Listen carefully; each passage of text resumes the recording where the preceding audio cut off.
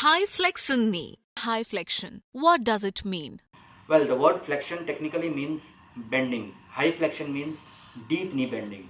In our society, we need deep knee bending because of our cultural traditions as well as our lifestyle.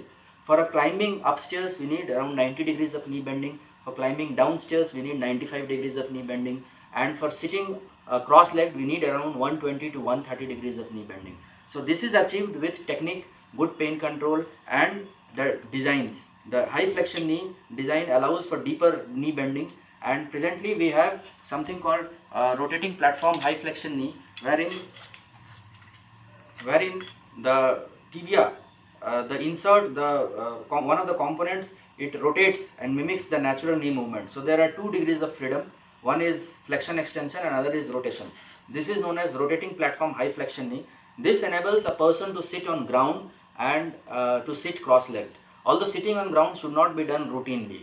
What is the role of implants design?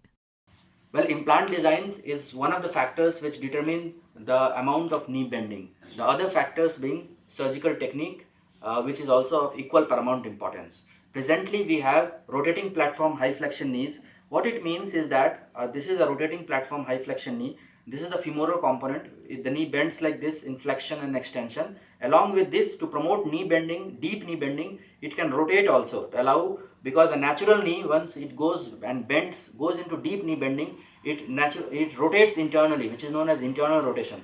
So this rotating platform high flexion knee design mimics the natural knee more, and it allows for deep knee bending to allow activities like sitting cross-legged on bed or even on ground. Is it only about implant design?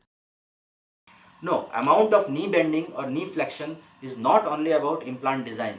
The single most important factor which may determine the amount of knee bending after surgery is the amount of knee bending before surgery. Suppose if somebody's knee have been stiff for several years before knee replacement surgery, their knee is expected to bend slightly less even after the knee replacement surgery.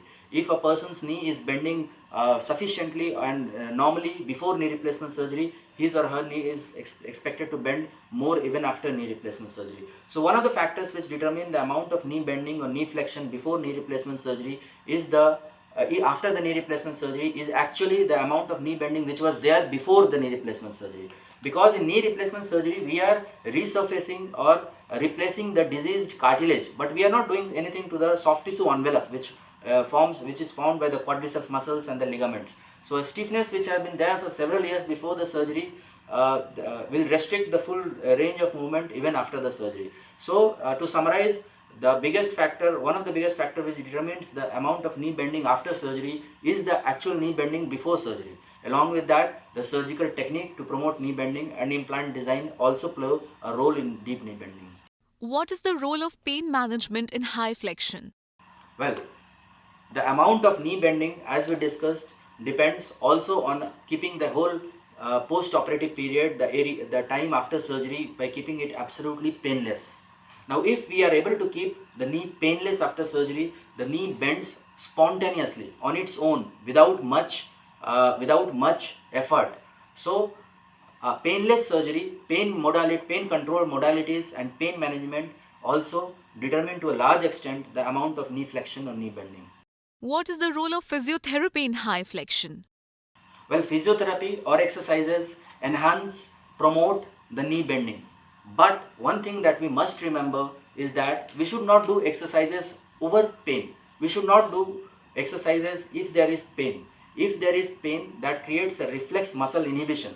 And if we try to force knee bending in that period, it may even increase the pain. So physiotherapy and always promotes a higher degree of knee bending, but it should be done at favorable time. What is the single most important factor determining high flexion? For me, the single most important factor which would determine the high flexion are two things. One is, although both of them are equally important, one is surgical technique and the amount of knee bending that was there before surgery. If somebody's knee is very stiff over the years before surgery, the knee will bend lesser after surgery also, even if you put a high flexion design. What are the activities allowed by high flexion? Well, a high flexion knee allows for climbing stairs up and down. It allows for cycling. It allows a person to sit cross-legged on bed and occasionally on ground also. But sitting on ground should not be done routinely because that stresses the implant. Other than that, a person can do yoga, person can do meditation and sit cross-legged on the bed after a high flexion knee. Is the high flexion most important factor? Well, high flexion is not the single most important factor for a knee replacement. As we discussed, that the single most important factor after a knee replacement surgery is to gain stability, painlessness and balance. And the minimal amount of knee flexion that is required is 95 degree. Although high flexion knee promotes to around 120, 130 degrees of knee flexion, or sometimes even 135 degrees of knee flexion. Because to climb stairs we need 90 degrees of knee bending, and to climb downstairs we need 95 degrees of knee bending. And the single most important factor after knee replacement surgery is to gain stable and painless movement. It's not flexion which is the most important. How much flexion is needed or expected for a Western lifestyle? Flexion or knee bending for a majority of the Western lifestyle, 95 to 100 degree is enough, because as we discussed, for climbing upstairs we need around 90 degrees of knee bending, and climbing downstairs we need 95 degrees of knee bending. For unhindered walking, around 45 degrees of knee bending is enough. So minimum amount of flexion for a Western lifestyle would be 100 degrees, and for Indian lifestyle, to enable a person to sit cross-legged, the minimum amount of flexion would be 120 degrees. What is rotating platform knee? Well, rotating platform knee is a design which has come up, and that is improvement over the fixed bearing knee. Normally, the fixed bearing knee, the component, the polyethylene component is fixed to the tibial component. Now, in rotating platform knee, as we can see, the insert or the plastic or the polyethylene component can rotate. So, this is 1 degree of movement, and the other degree of movement is this. So this creates a low contact stress knee. This creates a flexible knee. This creates a knee in which the stresses, internal stresses are less. This is also known as rotating platform or low contact stress knee.